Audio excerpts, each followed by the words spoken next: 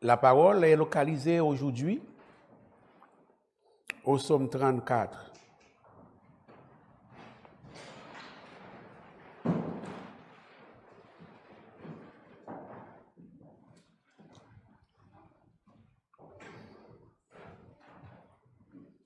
Psaume 34. Nous allons lire les versets 2 à 8. À la gloire de notre Dieu, frères et sœurs. Nous avons progressé un peu vers le verset 8 et nous considérerons aussi les versets 18, 19, le verset 20 aussi, mais pas dans la lecture, mais dans la prédication. Alors, nous allons lire ensemble, comme j'aime à le faire avec vous. Nous allons lire ensemble le psaume 34 à partir du verset 2 et à s'arrêter au verset 8. Lisons ensemble, peuple du Seigneur. Je bénirai l'Éternel en tout temps. Sa louange sera toujours dans ma bouche. Que mon âme se glorifie en l'Éternel, que les malheureux écoutent et se réjouissent. Exaltez avec moi l'Éternel, célébrons tous son nom. J'ai cherché l'Éternel et il m'a répondu. Il m'a délivré de toutes mes frayeurs. Quand on tourne vers lui les regards, on est rayonnant de joie. Et le visage ne se couvre pas de honte. Quand un malheureux crie, l'Éternel entend et il le sauve de toutes ses détresses. L'ange de l'Éternel campe autour de ceux qui le craignent et les arrache au danger. Dès le Seigneur bénir sa parole, veuillez vous remettre, mes frères et mes sœurs.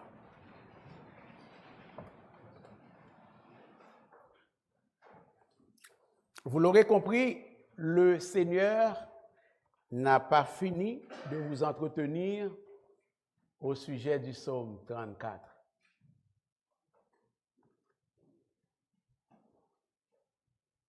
Il n'a pas fini de vous entretenir au sujet du psaume 34. Dimanche dernier, à la faveur du traitement de cette thématique, ou bien de cette sous-thématique, disant sauver pour servir Dieu dans la louange et l'adoration, nous avons regardé la détermination absolue, la détermination claire, sans embâche, sans réserve du serviteur David, prenant la résolution ferme et inébranlable de louer l'Éternel en tout temps. Chemin faisant, frères et sœurs, je vous faisais remarquer qu'assez souvent, les gens bénissent le Seigneur, ou certaines personnes bénissent le Seigneur lorsque tout va bien dans leur vie. Ils bénissent le Seigneur lorsqu'ils sont heureux ou bien lorsqu'ils reçoivent de la vie ce qu'ils considèrent être une ou des récompenses. Nous avons vu également que parfois, c'est l'inverse qui se produit. C'est-à-dire que certaines personnes, certains chrétiens, certaines chrétiennes, certains enfants de Dieu, certains enfants de Dieu ne bénissent pas le Seigneur lorsqu'ils traversent des temps difficiles, lorsqu'ils estiment que la vie n'est pas généreuse ou trop généreuse ou si généreuse envers eux ou bien envers elles, frères et sœurs. Ces gens-là oublient les bénédictions, les grâces, les bienfaits de l'Éternel. Ayant dit cela dimanche dernier, j'ai démontré au peuple du Seigneur que David et Job n'ont pas vu les choses de Dieu, le service de Dieu, sous ces angles-là. C'est-à-dire que bénissent l'Éternel en tout temps. Ils comprenaient que le Seigneur Dieu est tout-puissant, que le Seigneur Dieu est fidèle, que l'Éternel Dieu est bon en tout temps, et donc l'Éternel est digne d'adoration, de louange, de bénédiction et de service également en tout temps, frères et sœurs. Ça me semble très logique. Qui dit qu'il n'y a pas de logique dans l'écriture ou dans les relations du peuple de Dieu avec son Dieu? Il y a bien de la rationalité. Il y a bien de la relation de cause à effet, de la causalité, dans la relation du peuple de Dieu avec son Dieu, frères et sœurs. Tout cela m'a amené à vous dire ceci dimanche dernier, que Dieu fasse quelque chose pour nous ou non, nous devons encore bénir son Saint-Nom. Car notre Dieu demeure Dieu, quoi qu'il arrive. Les saisons changent, les temps changent, les circonstances changent, les amitiés changent, s'en vont et s'en viennent, mais Dieu, lui, il reste le même hier, aujourd'hui et éternellement. Voilà pourquoi il mérite l'adoration en tout, par-delà les circonstances. L'adoration du peuple de Dieu est appelée à transcender les circonstances. Ça va, peuple de Dieu?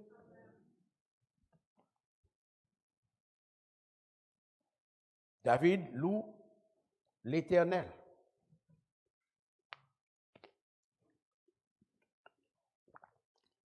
Et non seulement David loue l'Éternel, il exhorte, il encourage, il invite son entourage. Des gens qui étaient en train de traverser la même vallée de la mort, de l'ombre de la mort, avec lui. Il les invitait quand ils l'ont visité dans la caverne d'Adoulam. Il les a évangélisés en quelque sorte. Il les a invités à bénir l'Éternel. Quand ces 400 hommes de troupe, c'est pour ça que je reviens sur le message. Il y a de ces subtilités-là que je ne pouvais pas faire ressortir dans un message. C'est pour ça que je reviens, ok? Et alors, lorsque ces 400 hommes de troupe, bien aguerris, et acquis à sa cause, l'ont visité dans la caverne d'Adoulam, où lui les avait précédés, c'est à eux qu'il a dit, exaltez avec moi l'Éternel au verset 4, ça va? Célébrons tous son.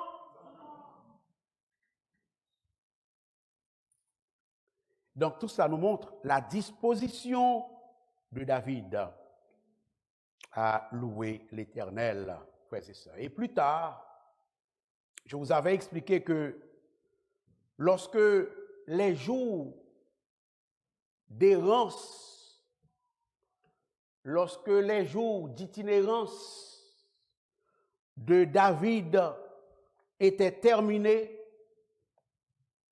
quand le serviteur de Dieu, frères et sœurs, s'est retrouvé dans le palais royal auquel Dieu l'avait destiné de toute éternité, David fait la même chose qu'il faisait auparavant dans ses jours d'errance ou d'itinérance, à savoir, il louait l'Éternel.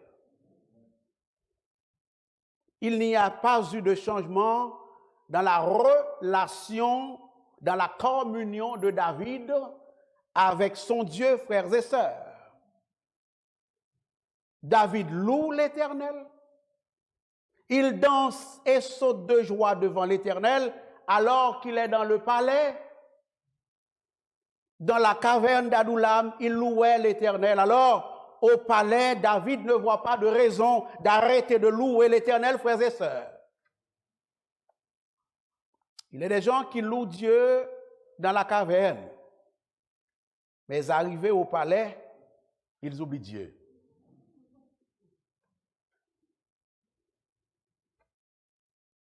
D'autres louent Dieu dans le palais, mais sitôt qu'ils se retrouvent dans une caverne, ils ne trouvent pas bon de louer l'Éternel. Ils disent que Dieu ne mérite pas leur service. Dieu ne mérite pas leur adoration. Dieu ne mérite pas leur louange et leur gloire. Pour David, c'était tout le contraire. Je bénirai l'Éternel en tout temps. Je veux remercier l'Éternel en tout, et sa louange sera toujours dans ma. Cela ne peut pas être plus clair, frères et sœurs, comme résolution, comme choix de vie, comme vision de la vie, comme philosophie de vie, frères et sœurs. Je bénirai l'Éternel en. Lorsqu'il courait pour sauver sa vie, il était un adorateur de l'Éternel. Il était un serviteur de l'Éternel. Il était un louangeur de l'Éternel. Maintenant qu'il est dans le palais, cela n'a pas changé. David était toujours, il restait, il demeurait un adorateur du Dieu vivant. David a clairement signifié à sa femme, le ridiculisant, d'avoir dansé devant l'Éternel, d'avoir sauté de joie devant l'Éternel. À sa femme qui lui disait, écoutez bien, c'est un déshonneur pour Israël qu'un roi puisse danser comme ça en public. Et David put dire à son épouse, c'est le Seigneur qui m'a élevé en dignité. Laissez-moi vous dire, c'est le Seigneur qui vous a élevé en dignité aujourd'hui. Si vous avez des bacs, vous avez des maîtres, vous avez des doctorats, c'est l'Éternel qui vous l'a donné. Si le monde vous respecte, c'est l'Éternel qui fait qu'on vous respecte. Vous êtes trop petit pour qu'on vous respecte dans ce monde où on regarde les gens à l'apparence. L'Éternel qui vous a élevé, mon frère. L'Éternel qui vous a sauvé, ma soeur. Tout dans la vie de David était orienté vers le Seigneur. Et David ne refusait rien à son Dieu. Vous le savez. Il ne refusait rien à son Dieu. Ses émotions étaient à Dieu. Sa voix était à Dieu. Sa musique était à Dieu. Ses talents étaient à Dieu. Ça va à l'église? Son argent était à Dieu. Son temps était à Dieu. Sa connaissance était à Dieu. Tout en lui était à Dieu, en reconnaissance à ce que Dieu a fait pour lui. Est-ce que l'église comprend la vérité aujourd'hui? David était un adorateur, dans les bons comme dans les mauvais temps. Ce matin, l'oratoire, peuple du Seigneur, chers amis internautes, Dieu m'envoie vous redire, vous réitérer ceci à savoir. Peu importe ce que nous devrions affronter, nous devons garder cela dans nos cœurs comme étant un refrain à repasser sans cesse, à savoir, nous bénirons l'Éternel. Nous bénirons l'Éternel. Faites entendre vos voix devant l'Éternel, devant les saints anges. Je bénirai l'Éternel en tout. Faites-vous entendre devant votre Dieu qui vous a sauvé, qui vous a donné la vie éternelle. Je bénirai l'Éternel en tout. C'est un renouvellement de vœux de consécration à la louange. Je bénirai l'Éternel en tout. Quand tu vas devoir affronter une épreuve, dis épreuve, écoutez bien. Vous êtes épreuve, c'est vrai. Je ne peux pas te changer, c'est vrai. Seul Dieu peut agir sur toi comme épreuve. Mais une chose est certaine, je bénirai l'Éternel malgré que tu sois une épreuve dans ma vie. Ça va aller? Je bénirai l'Éternel en tout temps. Peu importe ce que tu vas traverser. Peu importe si tes amis t'abandonnent. Peu importe si tes rêves sont accomplis. Tes objectifs sont atteints. Peu importe que la vie devienne difficile. Si des gens se moquent de moi, de ma foi. Si je tombe malade de la tête aux pieds. Si je perds tout. Je bénirai l'Éternel en tout.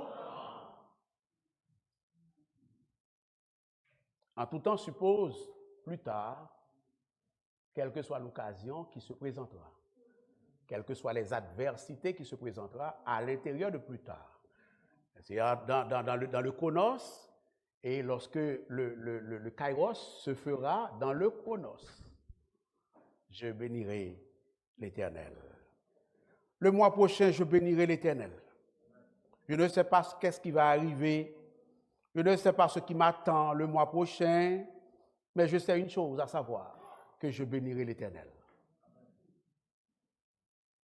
Que j'ai mal à la tête, que j'ai des douleurs corporelles, que je puisse respirer, que je puisse marcher, même si je suis alité, je bénirai l'Éternel. Un gros engagement, oui ça. Un gros engagement. Et ce n'est pas seulement pour toi, non, c'est pour le pasteur aussi. Oui. Quand Satan livre, hein, il déballe son carquois, il vide son carquois contre toi. Tu sais une chose, tu béniras l'Éternel. Je ne serai pas timide, je ne serai pas gêné de proclamer la bonté du Seigneur. C'est aussi cela que cela veut dire. C'est aussi cela que cela veut dire. Je bénirai l'Éternel en tout temps. Hein? Cela veut dire chanter la gloire de l'Éternel, tel que nous venons de le faire, tel que nous le ferons tout à l'heure. Mais c'est aussi proclamer l'amour de Jésus partout. Proclamer la bonté et la fidélité, la toute-puissance de Dieu partout dans notre entourage. Ça va l'Église? Devant les païens, devant les chrétiens, devant le peuple de Dieu, on bénit l'Éternel de toutes nos forces. Même si nous devons traverser la vallée de l'ombre de la mort, nous bénirons l'Éternel. Quand l'Éternel nous multipliera nos biens, nos relations, les faveurs envers nous, quand l'Éternel nous augmentera les richesses, quand il nous accordera une promotion, nous bénirons l'Éternel. C'est ça en tout temps. Le temps kairos, 2 temps. Bon temps, mauvais temps. Je sais que j'ai déjà dit ça. Mais le Seigneur me dit, c'est go, regarde là. Moi, j'ai plein de messages tout préparés. Le Seigneur me dit, tu vas continuer à parler à même le psaume 34. Et j'ai obéi. Ça va l'Église? Amen. Je bénirai l'Éternel en tout temps. Pour aujourd'hui, j'avais promis au peuple de Dieu de revenir à ce psaume particulièrement pour parler d'un verset qu'on a effleuré, mais qu'on n'avait pas décortiqué, à savoir le verset 7 disant « Quand un malheureux crie, l'Éternel entend et il le sauve de toutes ses détresses. » Nous l'avons chanté tout à l'heure avec sur le ministère de la sœur Cassandra. Je disais « Seigneur, voilà, tu es bon. » Je n'ai pas parlé à sœur Cassandra. D'habitude, ce n'est pas moi qui dis qu'est-ce qu'on chante dans la congrégation. Mais les hommes de Dieu et les femmes de Dieu savent quoi chanter sous l'inspiration du Saint-Esprit de Dieu. Et ne voilà-t-il pas que le Seigneur lui a permis de chanter ce chant disant, et je ne me rappelle pas tous les détails, mais c'est vraiment quand nous crions, l'Éternel entend. Quand un malheureux crie, psaume 34, le verset 7, l'Éternel entend.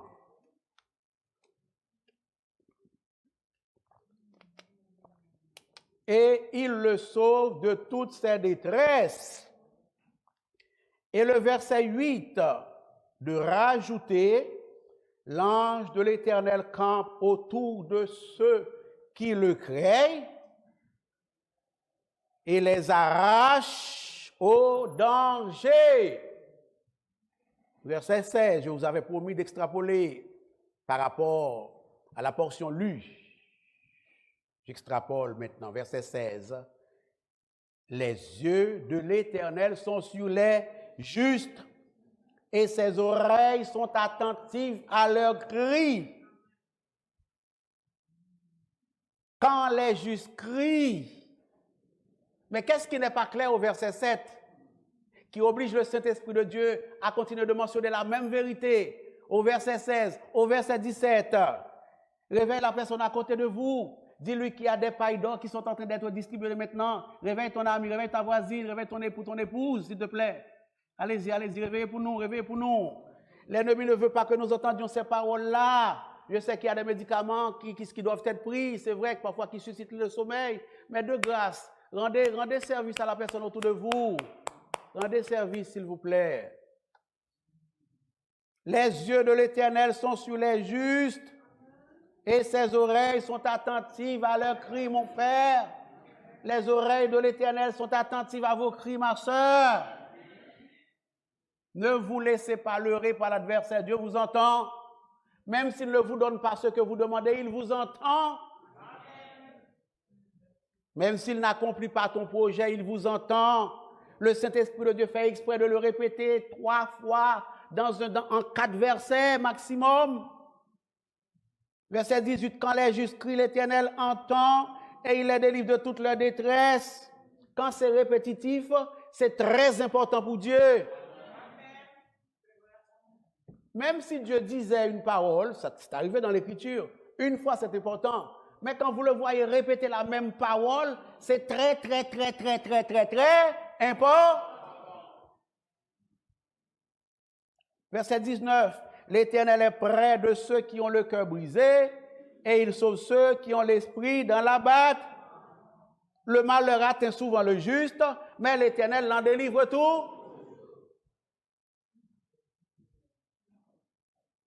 David a fini de raconter cette expérience positive qu'il a vécue avec l'Éternel. Et maintenant, il généralise son expérience en disant que ceux qui craignent l'Éternel, ses enfants donc, les justes, ceux qui se confient en lui, trouveront toujours des raisons de se réjouir en l'Éternel. Ceux qui se confient en l'Éternel trouveront toujours des raisons de se réjouir en l'Éternel. David est passé par là. David en sait quelque chose. Il dit que lorsqu'il était malheureux, c'est-à-dire quant à lui, il ne possédait aucune ressource personnelle nécessaire pour se sortir du pétrin, de la situation difficile, de l'itinérance, de l'errance, de la caverne, frères et sœurs, il a imploré l'Éternel, c'est-à-dire il a cherché sa face et il a été exaucé. Cherchez la face de Dieu, peuple du Seigneur. Ne vous lassez pas de chercher la face de Dieu. Écoutez-moi. Les problèmes de la vie peuvent nous entourer de toutes parts. Les problèmes de la vie peuvent m'entourer de toutes parts. Les problèmes de la vie peuvent vous entourer de toutes parts. Mais la bonne nouvelle, c'est que l'ange de l'Éternel campe autour de ceux qui craignent l'Éternel et les délivre. Ça va? Lorsque nous sommes confrontés à des épreuves amères, Dieu nous appelle à ne pas oublier, frères et sœurs, que nous sommes toujours sous son regard, sous les yeux de notre bon pasteur, de notre bon berger, disposés, frères et sœurs, à parcourir nos sombres vallées même de la mort avec nous, pour guider nos pas, pour nous conduire, nous protéger, nous délivrer. Nous sommes sous le regard de notre Dieu. Quand un malheureux crie, l'Éternel entend et il le sauve de toutes ses détresses. Ses yeux sont ouverts et ses oreilles sont attentives à nos cris. Je vous avais dit, il y a de cela quelques dimanches, nos prières, je l'avais dit mercredi aussi, nos prières ne vont pas quelque part en l'air. Nos prières vont dans les oreilles de Dieu. Dieu est esprit, mais il a des oreilles. Ça va l'église? Dieu est esprit, mais il a des mains. Dieu est esprit, mais il a des pieds. Dieu est esprit, mais il a un cœur. Il a une sensibilité. Ça va? En sorte qu'il peut être content, il peut être fâché, il peut se réjouir. Ça va l'église? Si Internet est vrai, si courriel est vrai, Dieu écoute nos prières aussi. À plus forte raison. Si texto est vrai, à plus forte raison que Dieu écoute nos prières. Ça va l'église?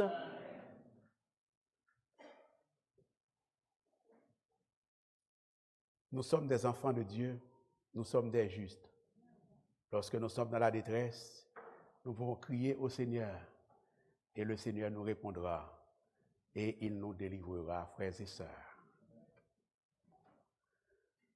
Le fait de vivre dans la justice, nous le savons très bien, ne garantit pas une existence sans problème. David était un juste d'ailleurs. Job était un juste d'ailleurs. On sait ça déjà, ça va? Peut-être qu'un jour, à la fin de ma vie, ou vous aussi à la fin de votre vie, peut-être que vous découvrirez, peut-être, pas toujours vrai, mais peut-être, que vous découvrirez que vous aviez eu à souffrir plus qu'une personne injuste que vous connaissez. Pas vrai? Tant que la vie n'est pas finie, on ne peut pas le décider. Mais au seuil de la mort, si le Seigneur nous accorde la capacité mentale de repasser notre vie, la vie de notre entourage, il se pourrait fort bien qu'on constate que telle personne méchante, tel criminel a eu moins de tracas que nous. Ça va l'église? Le texte nous dit clairement que le malheur atteint souvent le... La seule différence, c'est que l'Éternel en délivre tout. Et il y a des fois, nous nous adressons à notre Dieu, il ne nous délivre pas. Mais il écoute nos prières. C'est ça qui est important. Des fois, nous nous adressons à lui, il ne nous délivre pas. Nous y reviendrons. Mais ce qui est certain, c'est qu'il nous écoute, il nous entend. Dans la parabole dite de l'ami importuné, Luc 11, 5 à 13, Jésus enseigne que les enfants de Dieu peuvent frapper à la porte de Dieu, quelle que soit l'heure du jour et de la nuit. Luc chapitre 11, je vous lirai juste quelques versets. Il leur dit encore, si l'un de vous a un ami et qu'il aille le trouver au milieu de la nuit pour lui dire, ami, prête-moi 3 pains, car un de mes amis est arrivé de voyage chez moi et je n'ai rien à lui offrir. Luc chapitre 11, le verset 6, je viens de lire, et maintenant j'enchaîne avec le verset 7. Et si de l'intérieur de sa maison, cet ami lui répond, ne m'importune pas, la porte est déjà fermée, mes enfants et moi sommes au lit, je ne puis me lever pour te donner des pains. Le Christ dit au verset 8, pour nous donner l'assurance que Dieu écoutera nos prières, je vous le dis, même s'il ne levait pas pour les lui donner parce que c'est son ami, il se lèverait à cause de son importunité et lui donnerait tout ce dont il a besoin. Et le Christ expliquait la parabole relatée en disant au verset 9, Luc 11, et moi je vous le dis, il applique la parabole, ok? Il explique et l'applique. Et moi je vous le dis, demandez et l'on vous donne. L'on c'est Dieu le Père, ok? L'on c'est le ciel, ok? Demandez et l'on vous donne, c'est-à-dire que mon Père vous donnera. À la limite, mon Père, moi et le Saint-Esprit, nous vous donnerons. Ça va l'église? Cherchez et vous trouverez, frappez et l'on vous ouvrira. Cherchez la face de Dieu, frères et sœurs, car votre recherche de la face de Dieu n'est jamais vaine, car quand un malheureux crie, dit le psalmiste, l'Éternel en...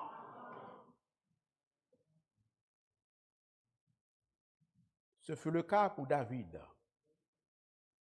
David se réjouit de ce que l'Éternel l'a entendu, frères et sœurs. À plus forte raison, nous devrions croire qu'il nous entend. Dieu nous réconforte comme une mère réconforte ses enfants. Voyez-vous comment vous aimez réconforter vos enfants? Même quand ils font ce qui n'est pas bien. Mais Dieu nous réconforte comme cela. Oui, tu as raison, c'est Maud. Il dit que même si une mère oublie son enfant, lui ne l'oublierait pas.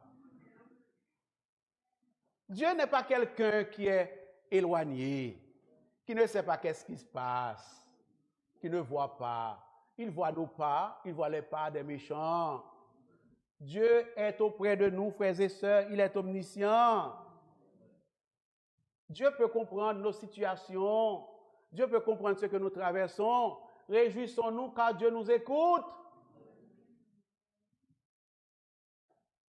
Lorsque nous nous approchons de Dieu dans la prière, lorsque nous avons un défi de grâce, n'y allons pas avec un plan B, ok?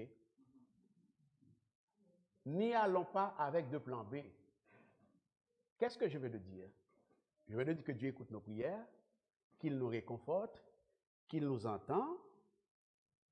La conséquence, l'incidence à cela, c'est quoi?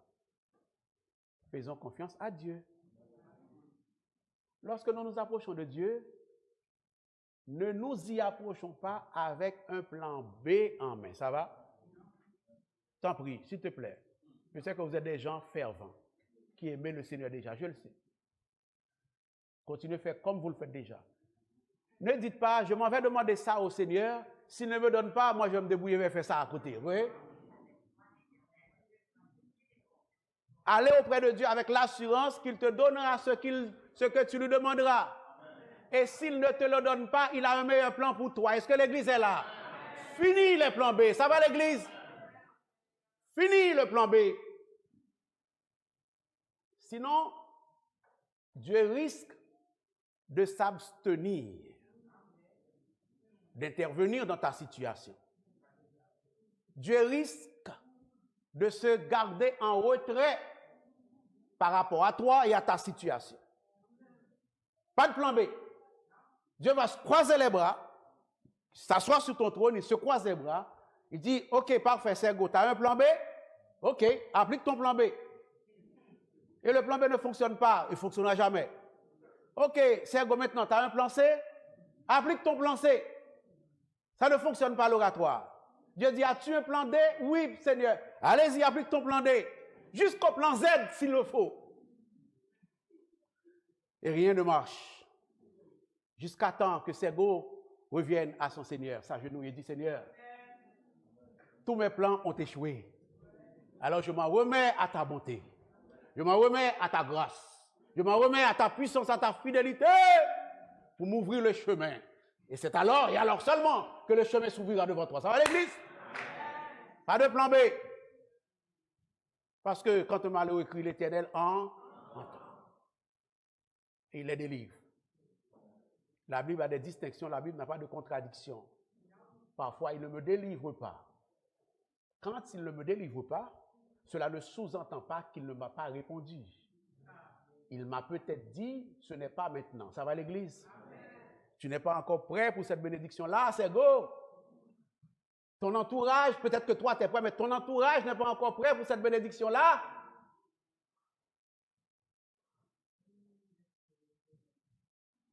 Quand un malheureux crie, l'Éternel entend. Je termine avec ceci. Tout semble indiquer dans l'Écriture que Dieu a un grand entrepôt rempli de dons parfaits. Parce que la parole dit, tout don parfait et toute grâce excellente vient de Dieu. Alors ça a l'air que Dieu a un grand entrepôt.